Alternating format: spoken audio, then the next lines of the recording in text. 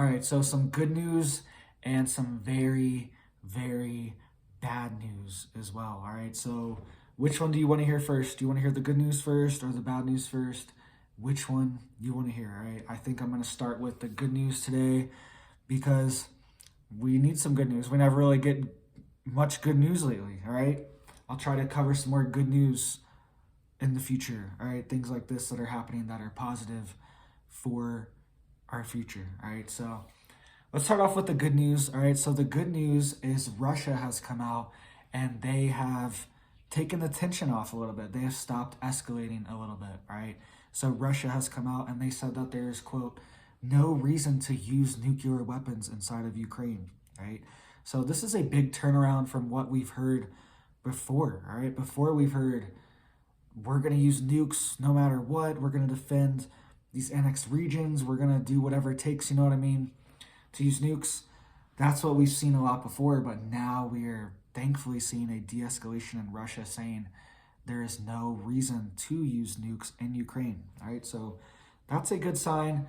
That's something we want to hear, but it seems like right as something we hear something good, there's like 10 other bad things that are happening that kind of counteract it, all right? Literally counteracting this, exactly the opposite of it, right? So let's start out with that. So Russia says that it has no reason to use nukes, all right? So, but this comes at the same time as the Pentagon has changed its nuclear policy, all right?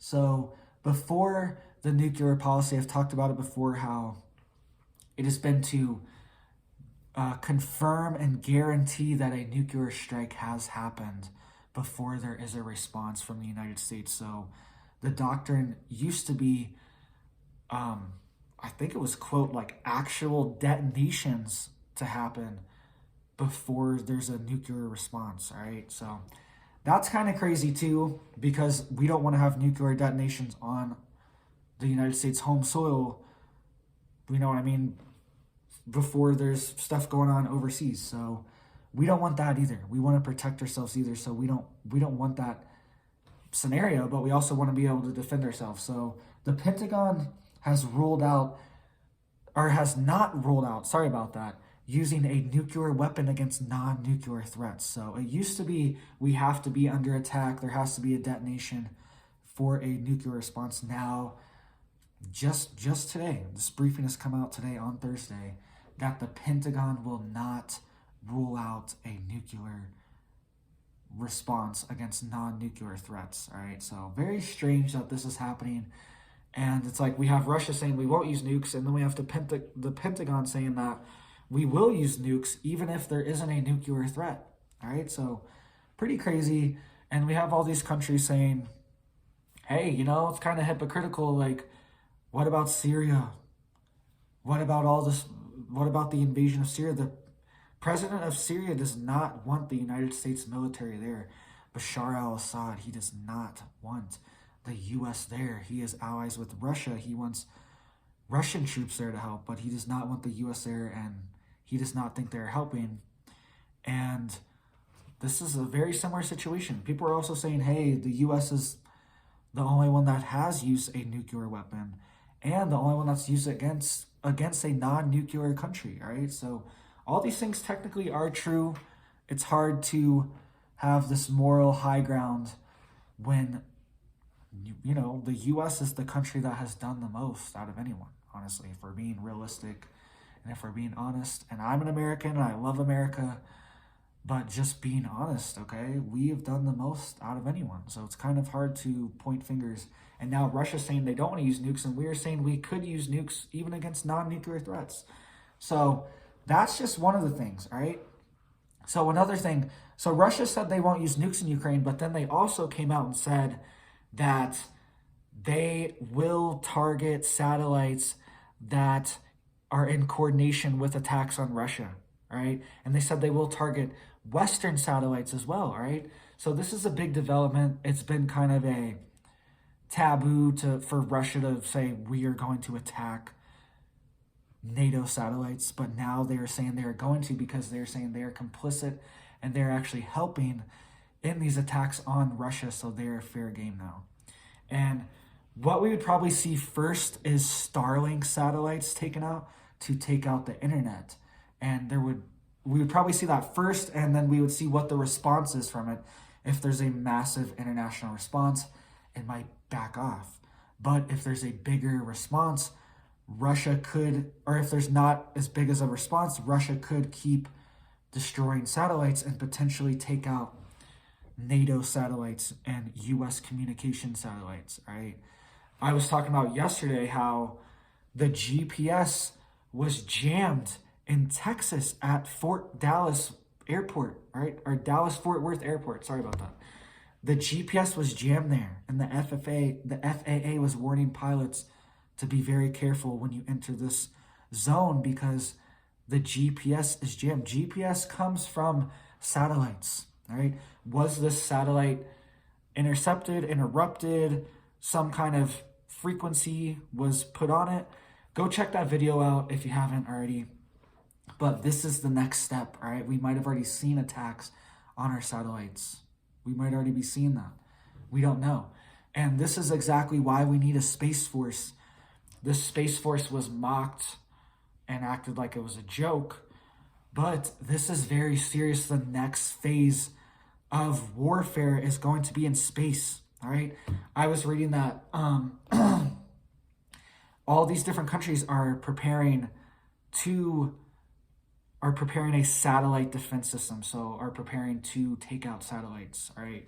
That's the next phase of this warfare, it seems like. So look out for that too. Russia is going to target NATO satellites if they continue to be used for attacks on Russia. That's what Russia is coming out and saying. So very serious, all right? Very big escalation. And that could be seen as a attack on NATO or something as well. Who knows? We're not sure how that doctrine could be interpreted. All right, and this also comes, one more bad news, all right? Lots of big stuff happening. It says the U.S. has vowed, quote, unparalleled response. That means something we've never done before for North Korea. If North Korea continues to use their ICBM missiles, all right, or to test their ICBM missiles. So apparently this would be the 7th test this year. And the U.S., Japan, and South Korea are vowing, quote, unparalleled response to North Korea if they test again, all right? So pretty serious that the U.S. is just rattling everyone's cage. I know, and I know North Korea is rattling too, but we're asking for it, honestly, at this point. That's kind of what it feels like. Kind of feels like we were asking for it, like we were antagonizing, getting in a lot of people's face, all right, and telling them that we are going to do stuff. And I don't know, we better be able to back that up very soon, all right? And I get that North Korea's missile tests could be, dangerous because they don't warn people. But we do see NATO, we do see all these other countries do missile tests. They do nuclear tests, they do whatever tests they want, essentially whenever they want. And there's no backlash for them. Nobody's saying there's going to be unparalleled response if the U.S. does a nuclear test. People would just be like, okay, the U.S. did a nuclear test. That would just be it. You know what I mean? It's kind of a double standard as well. And I know North Korea is not the best actor. I'm not saying I like North Korea or anything like that, okay? But I'm just pointing out the hypocrisies here because this is war. This is serious. These are people's lives. It seems like they just want to start a big war to just knock out as many people as possible, right? We know that these people are depopulationist. We know they're dehumanist. We know this. We know they want less people on the earth. So giant nuclear war is definitely a way to eradicate a lot of people, right? And it's not even just the nuclear war, it's what comes after. All the economies are shattered. All the world images of everything are shattered, right? The world is completely changed once nuclear weapons start being used. And then what comes next, all right? Does a global government come next to pick up the pieces? You know what I mean? This is exactly what they want. And who knows? Can you grow food? There's a massive nuclear war. Is the sun going to be blocked out? Is the soil going to be irradiated? Is there going to be, radiation rain? There's all these different factors that are just too big to be this loose with nuclear war. All right, so let's hope this gets better.